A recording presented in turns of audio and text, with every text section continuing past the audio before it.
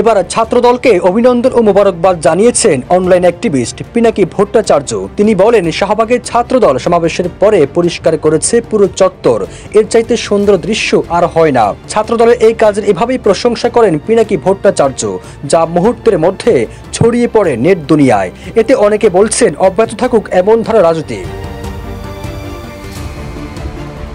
সামাজিক যোগাযোগ মাধ্যম ফেসবুকে পিনাকি বলেছেন, বাংলাদেশের রাজনৈতিক সংস্কৃতিতে একটা গুণগত পরিবর্তন হয়ে গেছে। এসব তারই নিশানা। কাজটা খুব ছোট মনে হতে পারে, কিন্তু এর প্রভাব সুদূর প্রসারী। এরপর থেকে কেউ আর সমাবেশের পরে অপরিষ্কার রেখে যেতে পারবে না।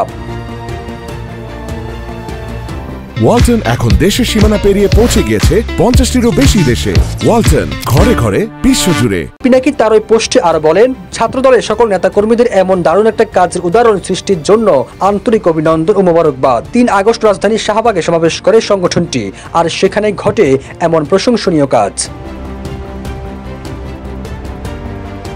এর আগে জামাত ইসলামের জাতীয় সমাবেশ শেষে পুরো সোহরাওয়ার্দী উদ্যান পরিষ্কার করেছে দলটির নেতাকর্মীরা। এতে নেতৃত্ব দিয়েছেন মহানগর জামাতের আমির নুরুল ইসলাম বুলবুল। সবুজ আলম, নিউজ ডেস্ক, ইত্তেফাক।